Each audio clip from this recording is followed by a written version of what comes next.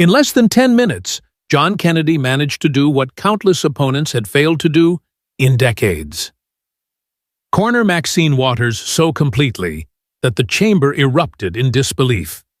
What began as a quiet exchange over constitutional authority turned into a direct assault on credibility.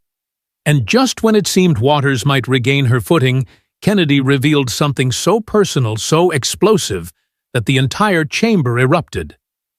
Stay with us, because the family connection he exposed changed everything. The Senate Banking Committee hearing was meant to be just another day in Washington, a routine affair filled with prepared statements, polished sound bites, and the usual political sparring that rarely left a lasting mark. Yet, as the gavel struck to open the session, an electric tension pulsed through the chamber, a sense that something extraordinary was brewing. Reporters lined the gallery, their pens poised over notebooks, cameras locked onto the long wooden table where senators took their seats. Staffers whispered to one another, their eyes darting toward the two figures at the heart of the unfolding drama. Maxine Waters, a veteran legislator with a commanding presence, and John Kennedy, the sharp-witted senator from Louisiana, his calm demeanor masking a resolve that would soon shake the room to its core. Maxine Waters entered the chamber with the confidence of someone who had navigated decades of political battles.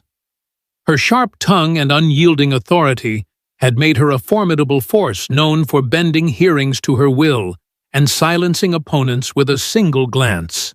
To her, this was just another opportunity to assert her influence, her reputation as a fierce advocate for consumer protections preceding her like a banner. Across the table sat John Kennedy, his posture relaxed, his eyes scanning a stack of meticulously prepared notes. To some, he might have seemed an unlikely challenger, understated with a southern drawl that carried a disarming charm. But those who knew him understood the steel beneath that calm exterior.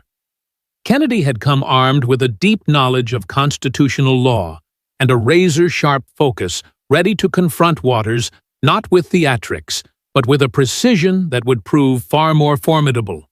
He wasn't here for grandstanding or viral moments.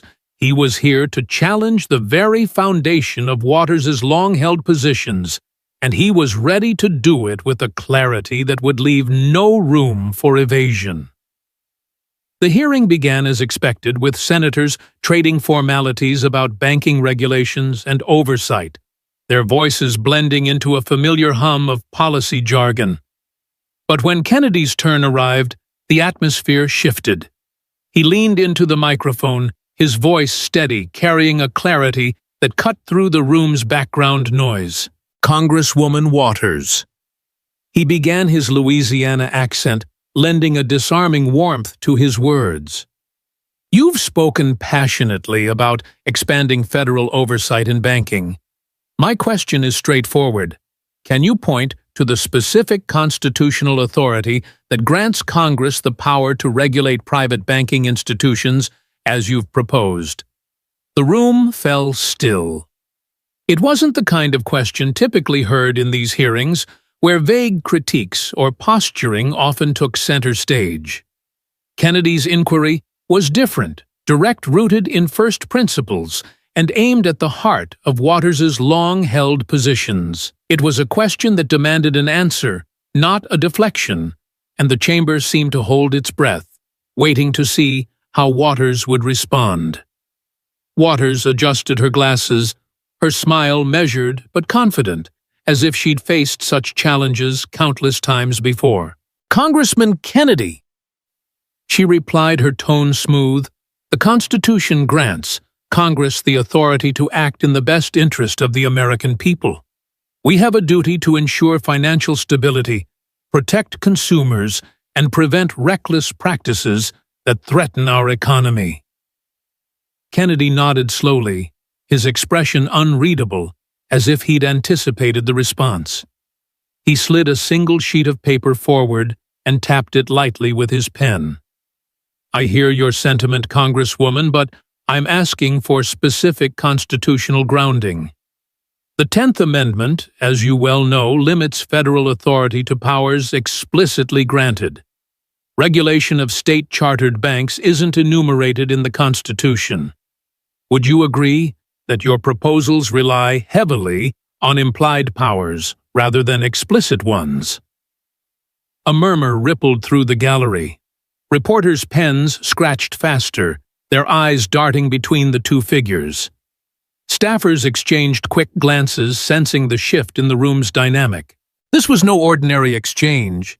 It was the opening salvo in a battle that promised to escalate. Waters pursed her lips, her voice firm but controlled. With respect, Congressman implied powers are fundamental to governance. Without them, Congress couldn't function effectively. Every major piece of legislation has relied on that understanding. Kennedy leaned closer to the microphone, his tone calm but unyielding, his southern drawl sharpening the edge of his words. That may be true in practice, Congresswoman, but precedent doesn't always mean constitutionality. If we keep stretching implied powers without clear limits, where does that authority end? Who holds us accountable when those powers are pushed too far? The tension in the room thickened, a palpable weight settling over the chamber. Waters shifted in her seat, her fingers tightening briefly on her papers. "We are accountable to the people," she replied, her voice rising slightly, "and the people demand stronger protections against corporate greed." Kennedy's response came swiftly, his voice steady, almost gentle, but piercing in its clarity. "But when protections become overreach, when authority goes unchecked, the people lose more than they gain. Isn't that the very abuse our founders warned against in the Constitution?"